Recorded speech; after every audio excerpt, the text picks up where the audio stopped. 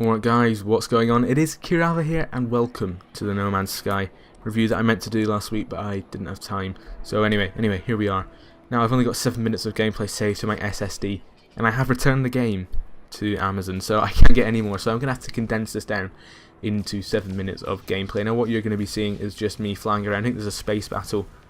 Go into a space station. I didn't have any gameplay footage of a planet saved, which is pretty stupid of me. I don't know why I did that, but just enjoy it. If you're watching this for the gameplay, then you're in the wrong fucking channel, because I'm just going to be talking about how bad or how much of a letdown this game was, because it wasn't a bad game, it was just not a particularly good game, and we're going to jump into why. Now the major selling point of No Man's Sky was the procedural generation aspect of it, the fact that there are 18 quintillion planets and each one of these planets is going to be completely unidentical and unique from each other one, and you're gonna see what nobody else has seen and probably will never ever see again. So it's cool. It's cool when you spawn in that first time, you see your first planet and you think, man, I mean, this is the first time anyone's ever been here. Nobody else has seen this before in ever, if we're being honest. And it's nice. It's a good feeling, especially naming planets. I did enjoy that at first, but as with many things in this game, it was fun at first and then just became tedious and boring. And when you realise that the procedural generation is just drawn from quite a small pool of resources, it loses its magic, because a lot of the planets, especially if you stick to the main path that the game sets you off on, are very, very similar, and it's not particularly interesting after that first planet. Animal variation is slightly better as a kind of bigger pool of resources, I think, that they draw on for the animal creation. Now the main feature of the game, what I spent most of my time doing, but something that I didn't expect to be doing, was mining for resources. It's like Minecraft without the fun, unfortunately. I mean, some resources are ridiculously abundant, like plutonium, which is on literally every planet that I have visited so far, and then others are practically impossible to find, and you end up having to buy them from space stations, which takes the challenge out of the game, because if I can't find them, I literally just go to the space station and buy them, and there isn't a challenge, there isn't a difficulty curve in that respect. Now your exosuit, your whatever life suit thing, your starship and your multi-tools are all shit at the start. And I wouldn't mind this, but it seems like it's shit for the sake of it. A completely arbitrary decision to try and make the game seem like there is more to do, there's more stuff for you to find, more stuff to spend your money on, when in reality, it shouldn't be that game, and I'll touch on that in a little bit later, but this isn't the game that No Man's Sky should be. I mean, I did enjoy selling my mined materials at first, but eventually you realise that you make money and you buy a new ship, only to make more money again, and to buy a new ship to carry more resources, so you can sell more resources, make more money, and buy a ship, and get more money, and over again, and it is just a fucking grind all the time. I really struggled to see the point of this game after playing, I mean, maybe 12, 14, 15 hours of it. It's just a big, really big walking simulator, effectively. But there's one thing in this game that riles me the most, the one thing that I hate the most, and I think just really has just finished No Man's Sky for me.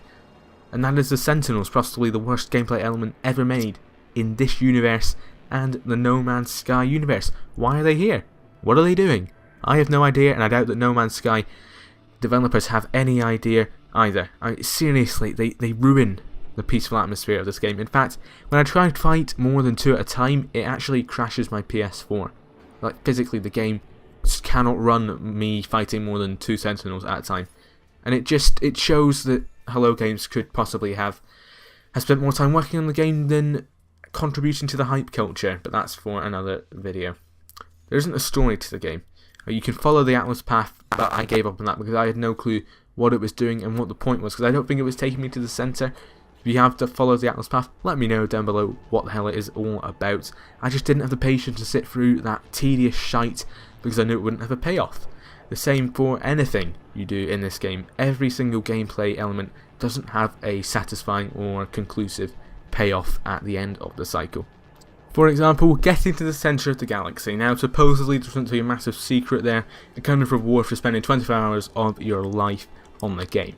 There's fuck all but a new ship, a new broken ship, and the chance to repeat the 25 hours all over again Now I don't know how many galaxies there are in No Man's Sky, and I don't know how many you have to go through to get to the centre of the universe itself, but I for one will certainly not be doing it. It just doesn't make sense to me.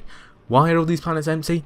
Where the fuck is everybody? And I know people are going to say to me, make your own adventure, use your imagination, but you can't do that when there's nothing on these planets to spark your imagination.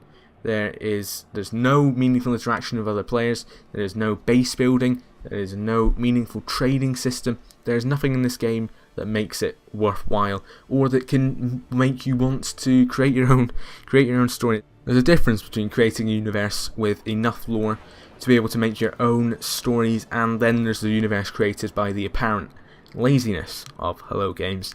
This is without even mentioning the lies that Sean Murray in particular has told everybody. Downgraded graphics being, of course, the biggest issue. In all honesty, I'm most annoyed with myself though, because looking back, all those fears people had about there being nothing to do look to have been vindicated. No Man's Sky isn't a bad game. Okay graphics, incredibly dull gameplay, and pretty good sound design, because the soundtrack made by 65 Days of Static is actually a pretty good one. But at its heart, it is just a tedious cycle of mine, sell, buy, over and over again until you get to the centre of the galaxy, and you start that whole process over again and again and again until you get to the centre of the universe. I don't have the time nor the patience for a game that doesn't provide me with any satisfying gameplay or story. If you want to look at a few nice planets and see some unique animals, then go ahead and buy No Man's Sky. Just don't accept much more than that. Thanks for watching this review, guys. I'm going to give No Man's Sky a 6 out of 10 because, as I said, it's not a bad game, it's just not a particularly good game. Now, I hope you have enjoyed this review. If you have, don't forget to drop a like. Dislike if you don't agree with the score, tell me why in the comments down below. I'm interested to see what your reactions to this game are, because I'm not a fan of it. I've already sent it back, as I said, sent it back so I can buy Battlefield 1, which of course the beta starts tomorrow, which I'll be playing on this channel. See some of that. Subscribe for Battlefield 1, subscribe for more reviews coming in the future. I am Kirava, and I will see you in the next video.